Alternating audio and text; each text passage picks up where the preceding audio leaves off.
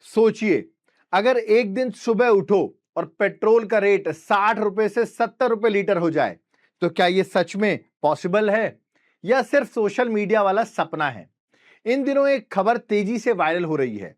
अगर petrol diesel को GST के अंदर ला दिया जाए, तो फ्यूल की कीमतें अचानक बहुत नीचे आ सकती हैं।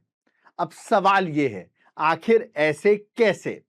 दरअसल अभी भारत में पेट्रोल डीजल पर जीएसटी नहीं लगता। इसके बजाय उन पर अलग अलग तरह के टैक्स लगाए जाते हैं, जैसे कि central excise duty, state VAT, dealers commission, transportation charges, और कई राज्यों में टैक्स इतना ज्यादा है कि पेट्रोल की असली कीमत से भी ज्यादा टैक्स जनता देती है। अब मान लीजिए पेट्रोल डीजल को जीएसटी के हाईएस्ट स्लैब यानी 28% में डाल दिया जाए, तो कई रिपोर्ट्स के हिसाब से फ्यूल में कम से कम 20 से 40 रुपए तक का अंतर आ सकता है। मतलब इतना अमाउंट कम हो सकता है। यानी जहां 110 का पेट्रोल मिल रहा है, वो करीब 70 से 80 रुपए तक हो सकता है।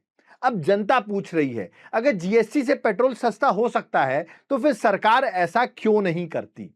असल खेल यहीं से शुरू होता है। पेट्रोल डीजल से सरकारों को हर साल लाखों करोड़ों का टैक्स मिलता है। सिर्फ केंद्र सरकार ही नहीं, राज्य सरकारों को भी बड़ी कमाई फ्यूल टैक्स से होती है। अगर इसे जीएसटी में लाया गया, तो राज्यों की कमाई पर बड़ा असर पड़ सकता है। यही वजह है कि सालों से चर्चा होने के बावजूद अब तक पेट्रोल डीजल जीएसटी के अंदर नहीं लाया गया। लेकिन जनता का दर्द अलग है। जब क्रूड ऑयल सस्ता होता है तो फायदा नहीं मिलता, और जब महंगा होता है तो दाम तुरंत बढ़ जाते हैं। सोशल मीडिया पर लोग लिख रहे हैं, देश में पेट्रोल नहीं टैक्स बिक रहा है, क्योंकि असर सिर्फ गाड़ी चलाने वालों पे नहीं पड़ता। ट्रांसपोर्टेशन महंगा हो जाता है, सब्जियां महंगी हो जाती हैं, डिलीवरी महंगी हो जाती है, इवन किराया भी महंगा हो जाता है। यानी फ्यूल महंगा, पूरा जीवन महंगा। अब बड़ा सवाल यह है, क्या आने वाले समय में पेट्रोल डीजल को जीएसटी में लाया जाएगा, या जनता ऐसे ही महंगे फ्यूल का बोझ उठाती रहेगी? आप क्या सोचते हैं? क्या पेट्रोल डीजल को जीएसटी के अंदर लाना चाहिए?